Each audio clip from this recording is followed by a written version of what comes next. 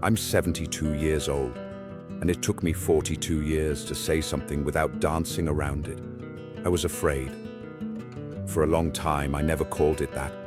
I called it being careful, balance, knowing my limits, clean words, easy to defend. The truth is, I was afraid of breaking what I'd built, and to avoid breaking it, I stopped pushing myself anywhere. At 30, I felt different from everyone else. I watched them change paths, quit secure jobs, move without guarantees. I stayed put, said I was thinking it through, that it was too soon. The right moment, though, was always further ahead, always after the next step. I had a solid position, didn't give me excitement but kept me comfortable. A steady paycheck, days all the same. I told myself stability was an achievement. Inside, I felt a light tension, not strong enough to make me react, annoying enough to return every evening. I pushed it aside. I said I was maturing, that I didn't need to prove anything, that I was thinking long-term. Really, I was just avoiding exposure. The years started flowing without leaving obvious marks. 1 became 3, 3 became 6. I was still standing in the same place. Every opportunity found an excuse. A project postponed, a transfer declined, a relationship left hanging. Always the same answer. Not now. I thought I was protecting myself. Really, I was shrinking my world. At 37, I said I had time. At 45, that it wasn't worth the risk. At 53, that it was already too late. The number changed. The reason didn't. Meanwhile, life moved on without me. Others moved forward. I observed, convinced I was the clear-headed one, the one who doesn't make mistakes. Time, 05s. I didn't understand I was paying every day, not with shocks, with small invisible retreats. Fear never stopped me cold. It walked with me, spoke quietly, suggested I stay where I was. And I listened, because it seemed reasonable, because it made no noise, because it didn't put me on the spot. It gave me the illusion of being in control, of never really screwing up. Only much later did I understand I wasn't living cautiously. I was living backwards, always one step behind, always ready to give up before even losing. And while I held back, time passed. Fear grows in an orderly way. At first it seems useful, makes you feel vigilant, measured. Then it becomes the lens through which you judge everything. Every choice runs through it. Every possibility gets evaluated only for risk, never for what it might open up. I built an entire existence this way, one compromise at a time, always sensible, always explainable.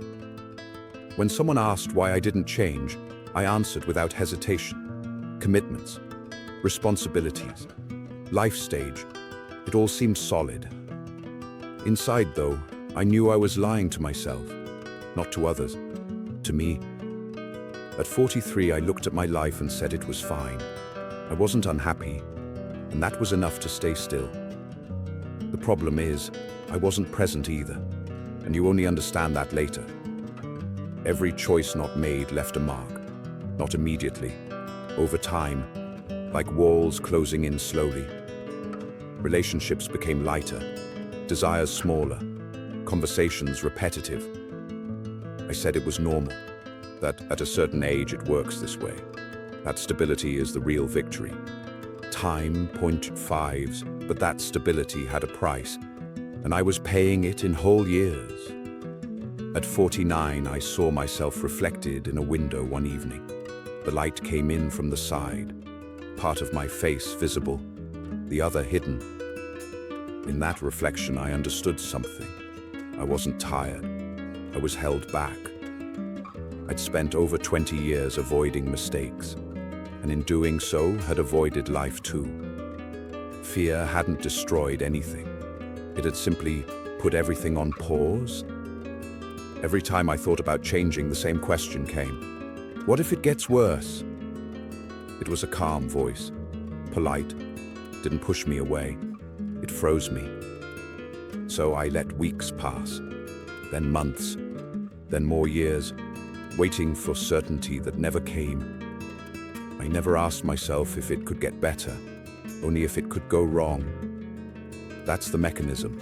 Fear doesn't tell you to stop. It tells you to wait. And I waited.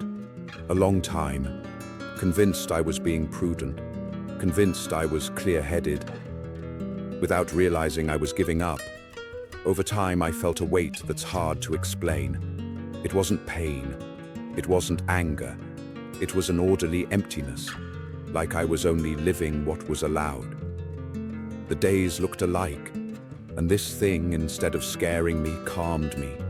Predictability had become my refuge. Every so often, someone left my life.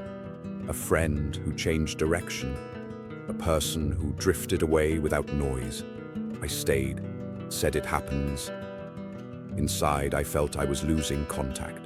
Not with others, with myself. Fear had done its job well. It convinced me that staying still was a virtue, that not risking was intelligence. And so I continued, year after year, until I understood I wasn't choosing anymore. I was letting time decide. Awareness didn't come suddenly. It was slow, like a crack widening. One day I looked back and saw no disasters, no collapses, no obvious mistakes. And that's what hit me.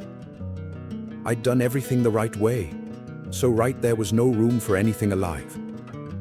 At 58, I understood I wasn't postponing anymore, because there was nothing left to move forward. Fear had come full circle. First it protected me, then it convinced me. In the end, it emptied me. I wasn't unhappy, and that's what makes it all harder. I was shut down, like I'd always lived with the brake on. I reviewed the scenes one by one, the chances left there, the words not said, the choices never faced.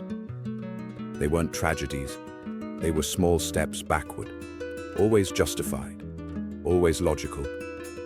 That's how fear wins, not with noise, with calm, with the idea that you're doing the right thing. I understood it wasn't caution, it was an elegant excuse for never really putting myself out there.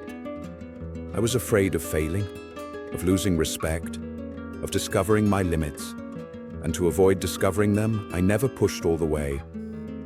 42 years like that, always one step back, always with a ready explanation. Today, at 72, I don't have dramatic regrets. I have the quiet ones, the ones that stay. I know I can't go back. That's not the point. The point is to say what really guided me.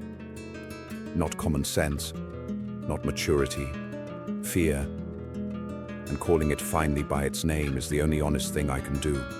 Not to fix everything, but to stop lying to myself. If this story touched you, write in the comments what you've called caution in your life. A like helps it reach those still waiting. Share it with someone living always on defense. Subscribe for more true stories without shortcuts. It took me 42 years to say it out loud. Fear doesn't disappear, but it stops driving you when you stop calling it by another name.